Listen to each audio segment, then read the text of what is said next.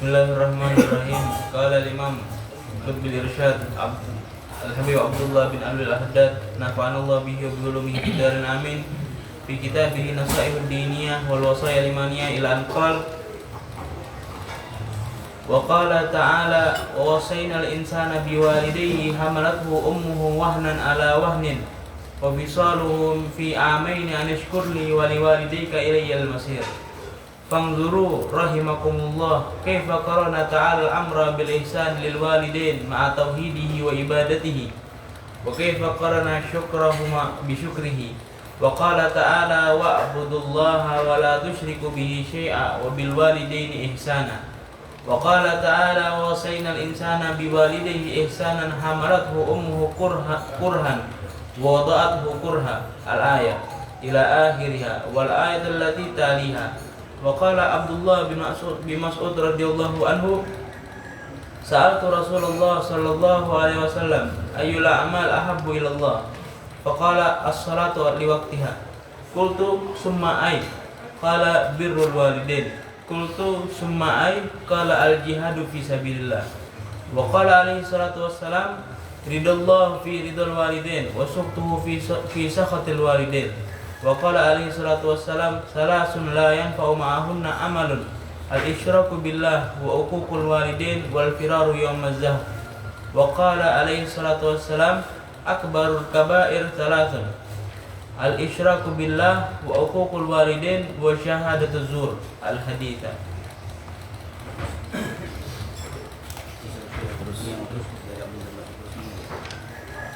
Wa qala sallallahu alaihi wasallam ragima anfu man adraka abawaihi indal kibara ahaduhuma aw kilahuma falam yudkhilahul jannah ay falam yabirruhuma barran yakunu sababan fi dukhulihil jannah wa khussa bihil birru indal kibar listidadi hajatil insan inda kibarihi ila man yubirruhu wa yaqumu bihi wa yata'ahaduhu akthar min hajatihi ila dhalika qabla al kibar wallahu a'lam. Bismillahirrahmanirrahim. Assalamualaikum warahmatullahi wabarakatuh. Alhamdulillah wassalatu wassalam ala Rasulillah wa ala alihi wa man walah. Rabbi shrah li sadri wa yassir li amri wa hlul 'uqdatam min lisani yafqahu qawli.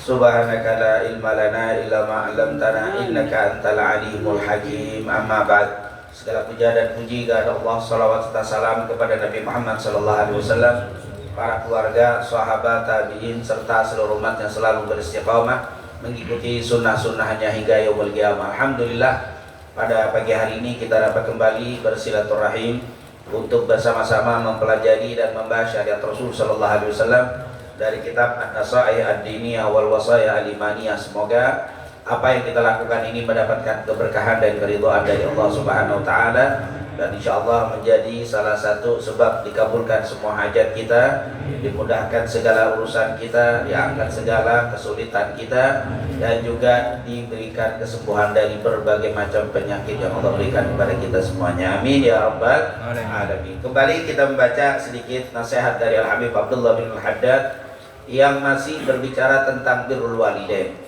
Pada pekan lalu sudah kita baca hadis dari Abdullah bin Mas'ud radhiyallahu an yang beliau bertanya kepada Rasul sallallahu alaihi wasallam, amalan apa yang paling afdal? Dia bilang jihad fi sabilillah. Kemudian apalagi birrul walidain, dan juga tanya lagi adalah as-salatu li waqtiha. Alhamdulillah sudah kita bahas pada pertemuan lalu bagaimana para sahabat seperti Abdullah bin Mas'ud baktinya kepada kedua orang tuanya. Sudah kita nukilkan sedikit beliau bagaimana disebutkan di dalam sejarah bakti Abdullah bin Mas'ud dan beberapa sahabat kepada kedua orang tuanya. Kemudian dilanjutkan lagi, wa qala alaihi salatu wassalam, Rasulullah SAW bersabda, ridallah fi ridha al-walidain wa sukhtuhu fi sukhtil walidain. Bahwa ridhanya Allah Subhanahu wa taala terletak pada ridhanya orang tua, dan murkanya Allah juga terletak pada murkanya orang tua. Nah, ini tentunya bahkan kalau kita lihat di sini dijelaskan ridhonya Allah terletak pada ridhonya orang tua, murkanya Allah terletak pada murkanya orang tua. Kalau kita baca hadis setelahnya, di hadis setelahnya di situ juga dijelaskan bagaimana bahkan Allah Subhanahu wa taala lebih mengutamakan orang tua daripada dirinya, daripada Allah Subhanahu wa taala. Seperti yang dikatakan di situ di hadis setelahnya. Nanti kalau kita lihat di situ dikatakan man asbaha, itu di hadis yang terakhir kita baca tadi setelahnya dari Abdullah dikatakan annahu qala man asbaha murdiyan liwalidai. Lihat, siapa yang di pagi hari orang mendapatkan keridhaan orang tuanya, muskhitan li, membuat marah aku, maka dikatakan apa? Maka aku akan ridho kepadanya. Nanti di pagi hari orang ada seorang anak membuat orang tuanya ridho, membuat marah Allah, maka Allah jadi ridho kepada siapa? Kepadanya. Padahal membuat marah Allah, mungkin sholat subuhnya telat, tapi di pagi harinya itu bikin sesuatu yang membuat orang tuanya apa? Ridho. Allah suka tuh sama dia, padahal bikin marah Allah. Atau sebaliknya, pagi-pagi dia bikin apa? Allah ridho, tahajud luar biasa subuhnya, tapi pagi-paginya bikin megelin orang tuanya, Allah jadi apa? Jadi marah. Subhanallah, bukan hanya ridhonya Allah terletak pada ridho orang tua, marahnya Allah terletak pada marah orang tuanya. Subhanallah, ini adalah penjelasan yang luar biasa. Sampai-sampai kalau dia membuat aku marah tapi membuat ridho orang tuanya, aku ridho sama dia.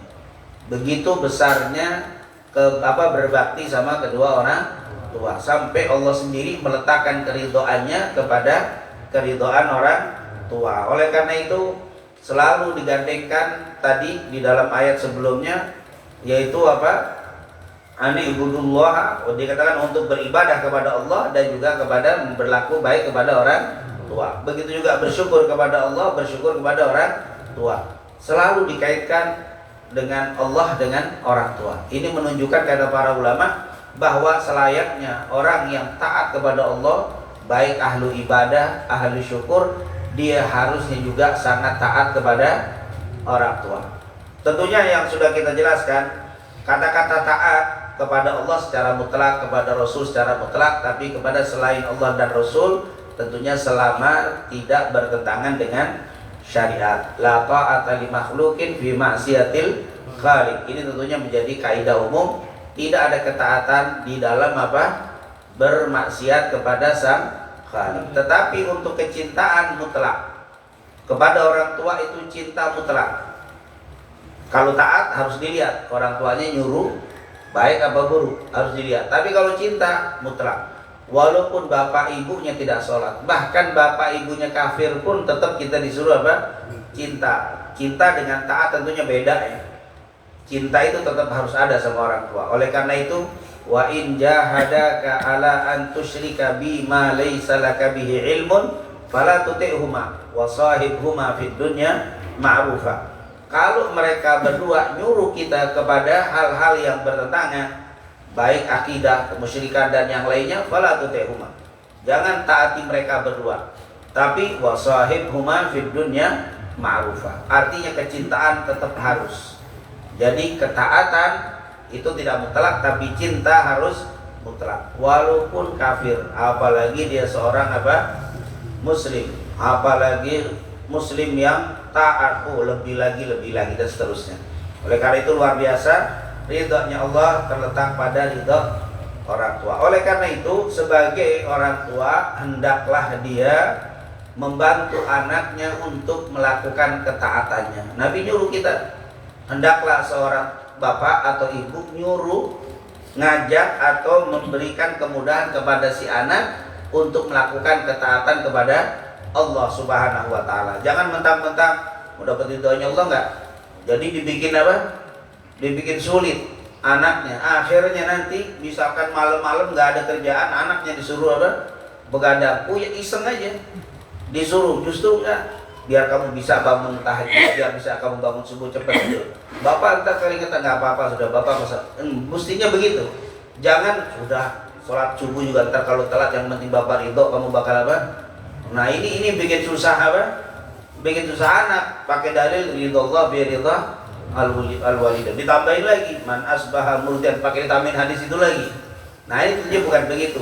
sebagai orang tua kita harus man a'ana, siapa kata Rasulullah SAW, man a'ana, siapa yang membantu waladahu, yaitu apa? Anaknya di dalam taat kepada Allah, Allah akan mencintai orang tua tadi. Jadi apapun yang kita lakukan, pikirkan biar anak kita bisa bakti sama kita, tapi juga bisa apa? Taat kepada Allah Subhanahu wa ta'ala. Ini tentunya yang harus kita lakukan. Kadang-kadang anakku yang dia pengen ridho sama orang tua, tapi pengen taat sama Allah agak susah. Nanti kalau ada orang datang bilang, bapak kagak ada. Itu kan yang dikasih tahu. Bapaknya ada di kamar. Dia mau taat sama apa? Orang tua, tapi ini bohong. Bohong kan bertentangan. Dia mau jujur nggak taat sama orang tua, nih bikin anak apa? Itu zaman dulu, mungkin ada nggak zaman sekarang kayak gitu? Wah, nggak ada. Insya Allah jujur semua orang majelis ini semua. Nah ini kadang-kadang jangan bikin apa? Bikin anak dilema nih, mau dilakukan ini bertentangan dengan perintah Rasul, nggak dilakukan, nggak, nanti orang tua marah. Nah ini tentunya harus kita memikirkan bagaimana supaya anak kita bisa berbakti, tapi juga bisa apa? Melakukan ketaatan kepada Allah Subhanahu wa ta'ala. Supaya apa? Supaya anak ini betul-betul dapat ridhonya Allah, karena kita juga ridho dan memang anak ini juga melakukan ketaatan. Oleh karena itu dikatakan di sini, ridho fi ridho al-walidain. Sungguh ridhonya Allah terletak pada ridhonya kedua orang tua. Begitu juga tentunya jangan sampai bapak ibu berbeda. Bapaknya nyuruh begini, ibunya nyuruh begini, puyeng lagi tuh anak. Ini kasus gak sedikit. Bapaknya nyuruh A, si ibunya nyuruh B. Yang ditaatin yang mana? Akhirnya timbul tuh. Mungkin kalau ustadz di sini banyak ustadz pasti suka nanya, Ustadz, mana yang harus saya taati? Bapak nyuruh apa? Saya sekolah di sono, ibu nyuruhin saya sekolah di sini. Saya taatin kemana? Akhirnya ustadznya bilang istighfar aja dah. Yang dia mau jawabnya. Bapak ibunya berbeda. Tentunya kalau berbeda di situ, memang banyak ulama yang menyarankan kepada bapak, karena sebagai apa? Kepala rumah tangga. Ini jangan, kan ibu nanti umuka 3 kali. Iya, di dalam kebaikan, tapi dalam perintah, dalam ketetapan di rumah adalah kepala rumah tangganya siapa? Si bapak. Makanya si bapak lah yang menjadi apa? Ibunya mesti nyusul sama si bapak, keputusannya si bapak yang ngasih tahu kepada si anak. Jangan si ibu ngasih, kakak ngasih, bapak ngasih, bingung tuh anak. Kemana ngikutinya? Paman ngikut lagi. Pembantu ngasih isul juga. Wah, si anak itu jadi apa? Nah ini tentunya sebagai kepala rumah tangga tetap harus diikuti. Makanya ketika ada perintah yang berbeda, maka di dalam urusan rumah tangga tetap kepala rumah tangga. Tetapi nanti di dalam kebaikan berbaktinya tentunya kepada ibu 3 kali. Itu adalah bukan berarti umuka nasihat itu mana baruna ya Rasulullah, siapa yang harus aku berbuat baik? Ibumu, bukan berarti bapaknya kalau perintah tinggalkan, yang penting apa? Ibu. Salah, karena bapak itu punya apa bahasa kita? Ar-rijal qawwamuna 'ala nisa. Di sini maksudnya pimpinan kepala rumah tangganya. Cuman yang jadi masalah kadang-kadang rumah tangga itu suami istri dianggap apa? Sahabat apa namanya? Teman hidup. Nah, kalau teman hidup susah, nggak ada pemimpin lagi udah. Sama-sama teman hidup, istrinya teman hidup, semua teman hidup. Jadi akhirnya apa? Kagak ada pimpinan. Padahal di rumah tangga itu harus ada pimpinan. Pimpinannya adalah suami. Nah tentunya dikatakan di situ waqala alaihi salatu wassalam. Kemudian Rasulullah SAW juga bersabda, salatun, ada 3 perkara. Dikatakan di situ apa? Tidak apa? Hah? Tidak bermanfaat dengan 3 perkara ini, tidak ada manfaatnya. Kalau kita melakukan 3 perkara ini, 3 perkara yang tidak akan manfaat dengan 3 perkara itu. Yang pertama al-isyraku billah, yaitu melakukan apa? Kemusyrikan. Kita beramal tapi kita musyrik, nggak ada manfaatnya. Ini 3 perkara yang tidak ada manfaat dengan melakukan 3 perkara. Amal apa saja, sehebat apapun amal kita, hatta kita sedekah sampai rumah-rumah kita sedekahin. Kita sampai rumah tempat tinggal di masjid kita sedekahin. Semua yang kita amalkan tetap nggak ada manfaatnya selama apa? Melakukan 3 perkara. Yang pertama apa? Al-isyrak billah, melakukan kemusyrikan. Karena musyrik ini semua menggugurkan semua apa? Amal. Bahkan dalam Al-Quran Allah SWT berfirman, la yaghfir, dikatakan innallaha yaghfir la yaghfir, dikatakan situ apa? Innallaha la yaghfiru ay yushraka bihi wa yaghfiru ma duna dzalik. Allah tidak akan memberikan ampunan orang yang melakukan kemusyrikan dan memberikan ampunan selain dosa kemusyrikan. Ini tentunya sesuatu yang sangat besar. Mesti berhati-hati dengan kemusyrikan tadi. Kemudian wa uququl walidain, dan juga durhaka sama kedua orang tua. Kita banyak beramal tapi durhaka berat semuanya di hadapan Allah Subhanahu wa taala. Karena ridha fi ridha al-walidain itu adalah kuncinya. Kita banyak sholat, banyak itu, hatta banyak sujud kita. Bukan sampai hitam, tidak sampai benanah juga. Kenapa? Tapi orang tuanya nggak ridho. Orang tuanya dibikin nangis terus, orang tua dibikin pegel terus, nggak ada manfaatnya. Kata Rasulullah SAW, itu akan dapat kemurkaan, bukan dapat keridhaan dari Allah Subhanahu wa taala. Dan juga tentunya adalah wal firaru yaumaz zahf, dan lari dari perang. Lari dari perang itu juga termasuk minal kabair. Ini lari dari perang. Tentunya lari dari perang berbeda dengan mengatur strategi, beda ya. Tidak setiap lari itu adalah lari. Ada yang lari untuk mengatur kekuatan strategi, seperti yang dilakukan oleh Khalid bin Walid di dalam perang Mu'tah. Di perang Mu'tah Rasulullah SAW sudah, yaitu pasukan besar, pasukan Madinah, pasukan muslimin bertempur, berperang di wilayah Mu'tah. Yang pasukan Mu'tah waktu itu bergabung antara Basra, waktu itu masih musyrik, masih kafir, bergabung dengan Roma, pasukan super yang besar waktu itu. Waktu itu bergabung itu di perang Mu'tah. Jumlah mereka ada yang mengatakan sampai 250.000, pasukan muslim 40.000. Nah, ini pasukan 40 lawan 250.000, tapi mereka tetap maju. Yang dipimpin oleh Ja'far bin Abi Thalib, kemudian Zaid, kemudian Abdullah bin Rawahah. Pada keempat pimpinannya itu, ketiga-tiganya meninggal semuanya. Yang terakhir dipegang oleh siapa? Khalid bin Walid. Lalu Khalid bin Walid melihat pasukan ini sangat besar, tapi mereka tidak mau mundur. Itulah keberanian para sahabat Sallallahu Alaihi Wasallam. Tidak ada yang lari, mereka tetap maju. Kalau kita mungkin udah diminta undur. Ya Rasul, pasukan satu lawan berapa hitungannya itu? 1/5. Tapi mereka kalau sudah diperintah Rasul dia mundur. Di saat itulah Khalid bin Walid membuat strategi dan pada akhirnya mereka pulang. Tapi pulangnya nggak lari.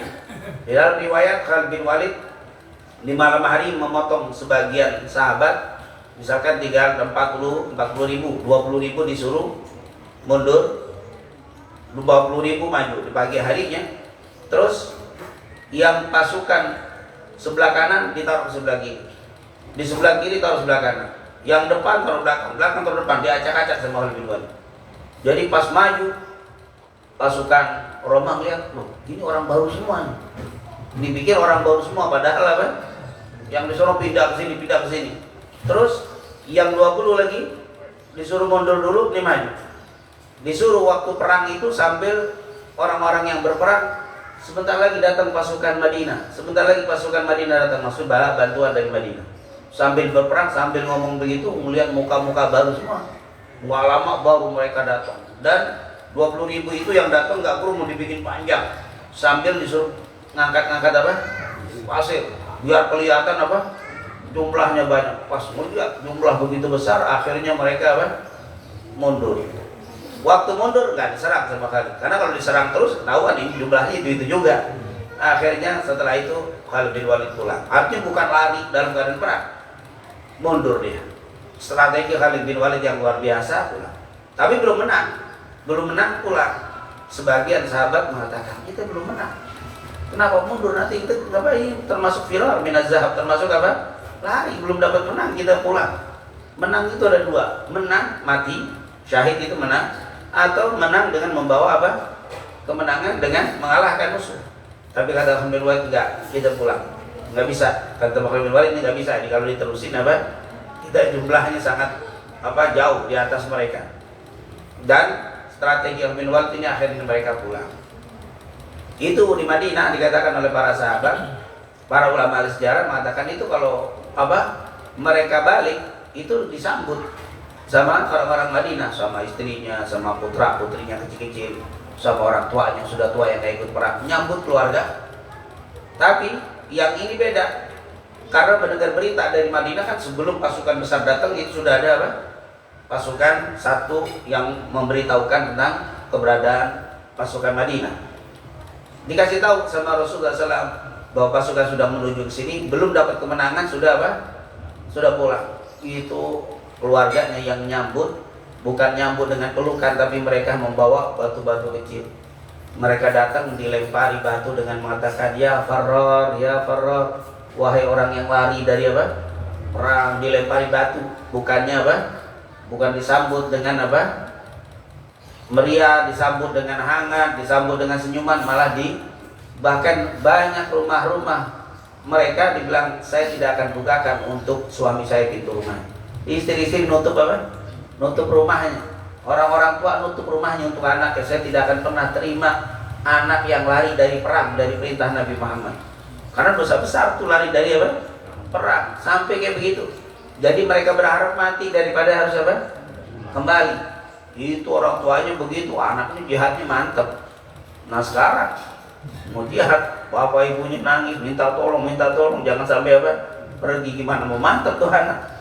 Jadi ternyata orang yang di luar jihad itu dia akan punya hati yang kuat kalau di rumahnya apa? Kuat. Ditutup rumah. Kata orang tua, kami tidak akan terima anak-anak kami yang balik karena lari dari perang. Istri-istrinya nutup pintu, kami tidak akan terima suami kami. Anak-anak yang masih kecil-kecil itu nutup pintunya, saya akan terima bapak-bapak kami yang pulang lari dari perang yang diperintahkan Nabi Muhammad SAW. Kenapa? Al-firar minazah minal kabair.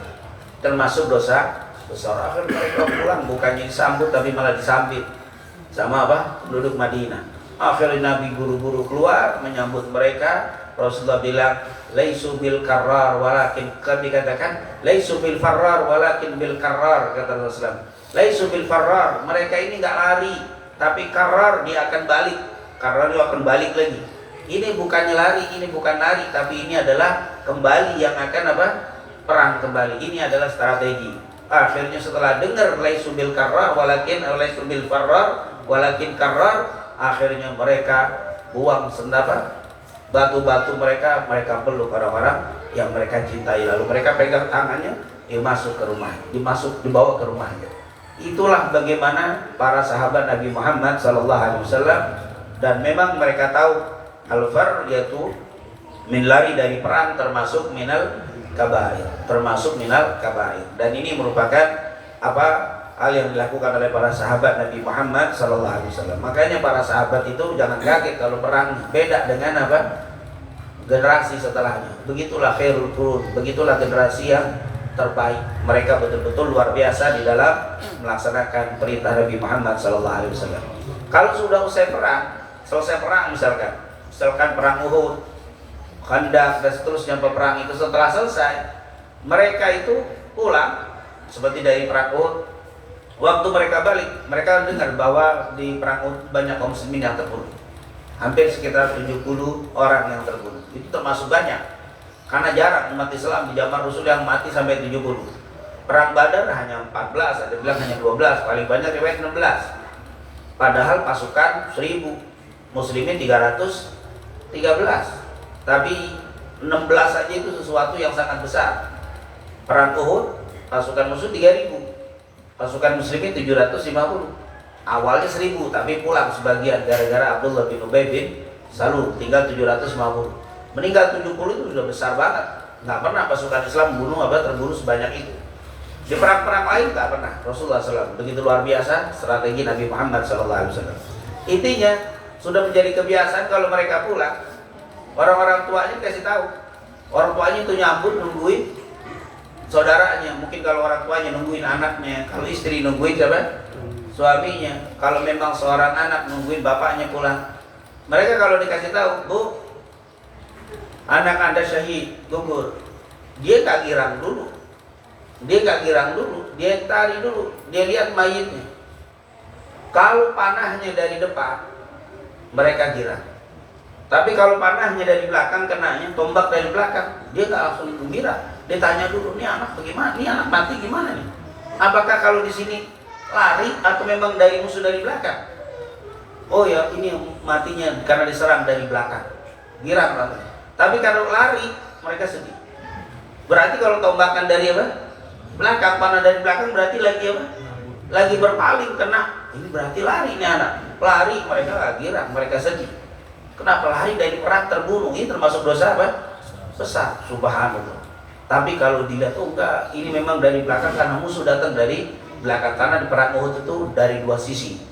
Karena turunnya orang-orang yang ditaruh oleh Rasul di Jabal Rumah yang sekitar 52 orang di bawah pimpinan Mus'ab bin Umair radhiyallahu anhu yang turun dari apa? Tapi Mus'ab bin Umair nggak turun. Tapi beberapa orang, sebagian besar yang 52 orang di gunung kecil turun. Akhirnya pasukan musuh bisa menyerang dari dua sisi. Makanya di perang Uhud banyak yang meninggal dari apa? Belakang. Di antara Sayyidina Hamzah itu dari belakang, ditombak sama Wahsy itu dari belakang, bukan dari depan. Jadi mereka kalau lihat dari belakang, mereka nggak girang meninggal orang tua apa keluarganya, karena dianggap ini lari dari apa? Perang. Sampai seperti itu. Subhanallah. Ini merupakan apa? Dan ketika disebutkan Fulan bin Fulan gugur panah dari depan, tapi kalau Fulan bin Fulan mati dari belakang nggak disebutin, karena itu sebuah apa? Aib. Ini luar biasa. Ini adalah al-firar min az-zahab. Tentunya banyak sekali penjelasan tentang dosa besar, termasuk adalah lari dari perang. Semoga Allah Subhanahu wa taala selalu memberikan kepada kita kemuliaan dengan mencintai para sahabat Nabi Muhammad sallallahu alaihi wasallam. Amin ya rabbal alamin. Yang terakhir dikatakan di situ, wa qala sallallahu alaihi wasallam raghiba anfu. Apa kalau bahasa kita raghiba anfu ini? Raghima itu kalau bahasa kita anfu, raghima itu aragam kullu syai'in ma yu'dhi. Segala sesuatu yang mengganggu itu namanya raghima. Anfuhu hidung.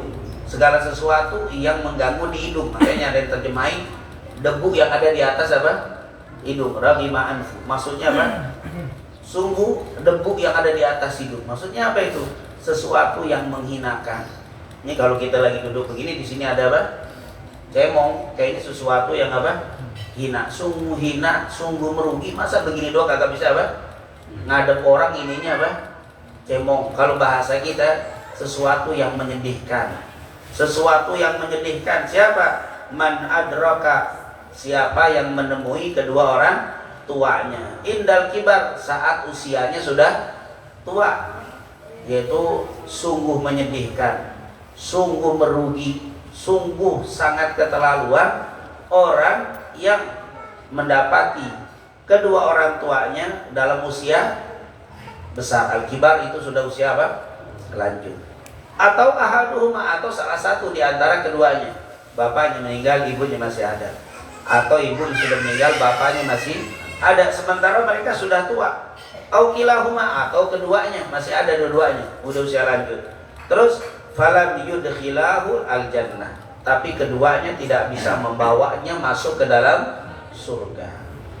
Bahasa kita celakalah, merugilah, sungguh aib, sungguh memalukan. Kenapa? Siapa yang mendapati kedua orang tuanya masih ada yang usia lanjut, baik salah satu atau keduanya, tapi mereka tidak bisa membawa untuk memasukkannya ke dalam surga. Ini hadis tentunya disahihkan oleh para ulama.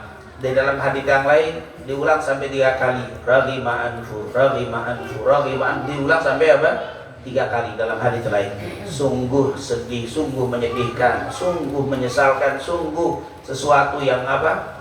Sesuatu yang keterlaluan kalau ada orang yang menjumpai kedua orang tuanya atau salah satunya, sementara mereka berusia lanjut tapi tidak bisa membawanya memasukkan ke dalam surga. Subhanallah, ini menunjukkan bahwa orang tua terutama di saat usia lanjut adalah kunci untuk mudah mendapatkan surga. Jalan paling gampang memasukkan kita ke dalam surga adalah kedua orang tua, terutama tentunya di waktu masa tua. Kenapa? Di situ dikatakan alasannya.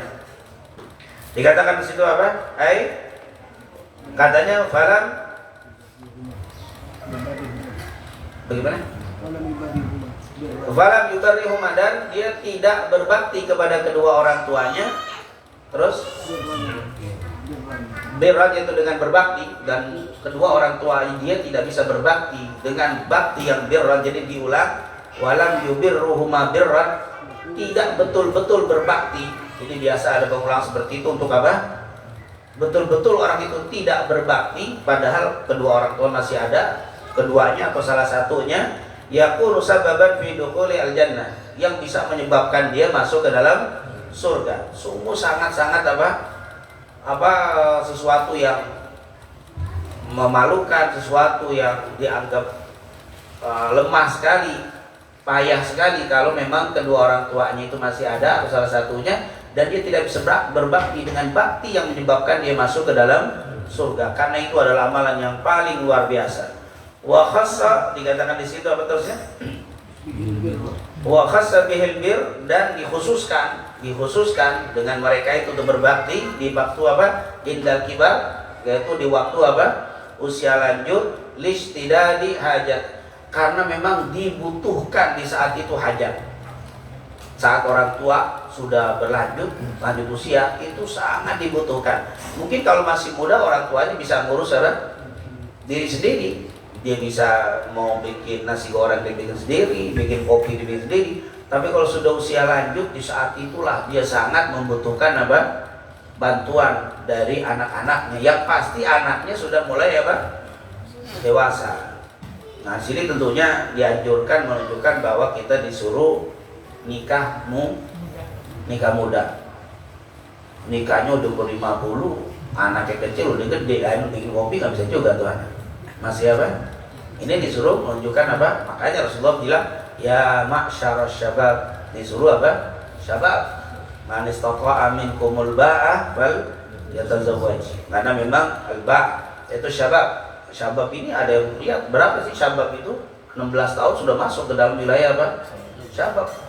Sampai usia syabab 40 tuh udah. Tapi kalau sudah umur 50 nikah, 2 tahun baru punya anak, berarti anak bayi lahir umur 52.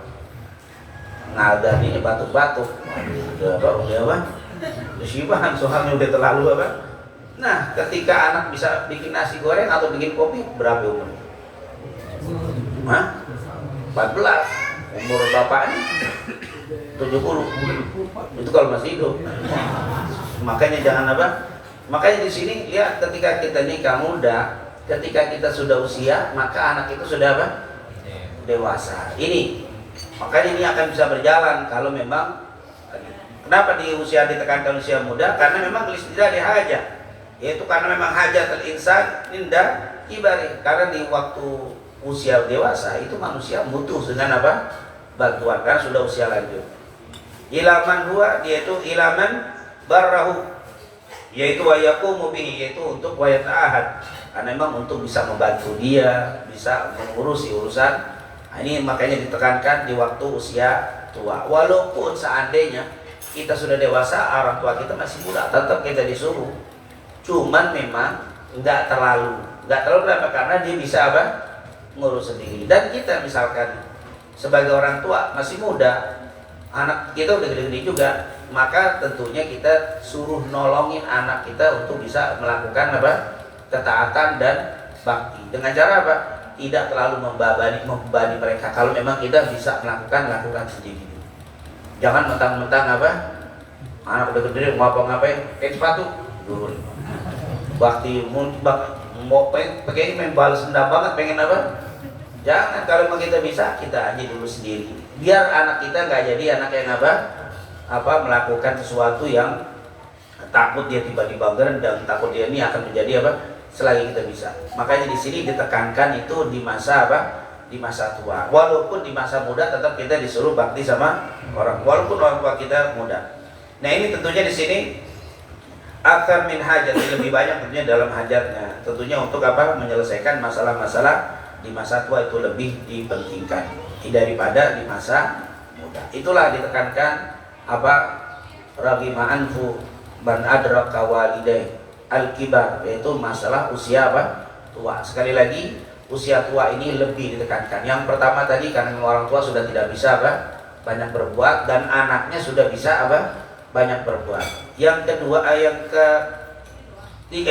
ditekankan masa tua, di penjelasan lain kata para ulama, biasanya anak ketika disuruh sama orang tuanya di masa orang tuanya masih muda, anak itu ada rasa takut. Karena kalau dia nggak taat, dia akan bisa apa? Diomelin atau mungkin bisa dipukul sama orang tuanya. Jadi anak itu takut tidak melakukan permintaan orang tua karena orang tuanya masih apa? Seger. Makanya nggak terlalu ditekankan di masa muda, karena otomatis itu anak takut kalau disuruh sama orang tuanya di masa masih muda orang tuanya. Tapi kalau sudah tua, orang tua itu sudah nggak bisa berbuat apa-apa, maka potensi untuk melawan orang tua ada di masa apa? Orang tua sudah lanjut usia. Kenapa? Karena sudah nggak kuat lagi. Anaknya sementara lagi tumbuh apa? Lagi tumbuh, seger-segernya, kuat-kuatnya, orang tuanya lagi apa? Udah kan, waman nu'amirhu nunakisu fil khalq. Siapa yang kami kasih umur, kami akan kurangi di dalam apa? Fil khalqi. Cipta kekuatannya berkurang, tenaganya boleh berkurang. Di saat itu punya potensi anak untuk melawan. Makanya ditekankan di masa tua hati-hati. Kalau di masa muda nggak terlalu ditekankan karena anak masih kecil, takut dia melawan orang tuanya. Tapi kalau sudah tua, ini sangat berbahaya. Makanya ditekankan hati-hati. Di masa tua engkau berbakti, itu adalah waktu yang paling cepat untuk kamu berbakti dengan orang tua, untuk bisa memasukkan kamu ke dalam surganya Allah Subhanahu wa ta'ala. Semoga Allah Subhanahu wa ta'ala selalu menjaga kedua orang tua kita, diberikan panjang umur, diberikan sehat walafiat, diberikan keistiqomahan untuk terus beribadah di jalan junjungan kita Nabi Muhammad SAW. Dan apabila ada di antara mereka yang telah meninggal dunia, semoga dijadikan kubur mereka raudhah min riyadil jannah, diluaskan kubur mereka dengan rahmat dan ampunan Allah Subhanahu wa ta'ala, dan semoga semua kebaikan-kebaikannya dilipat gandakan oleh Allah Subhanahu wa ta'ala, keburukan dosa-dosanya diampuni dan dimaafkan oleh Allah Subhanahu wa ta'ala, dan semoga kita semuanya termasuk orang-orang yang mendapatkan keridhaan mereka, sehingga Allah turunkan ridhonya kepada kita semuanya. Amin ya rabbal alamin. Ala hadini wa ila hadrat Nabi Muhammad sallallahu alaihi wasallam. Bismillahirrahmanirrahim. Fatihah.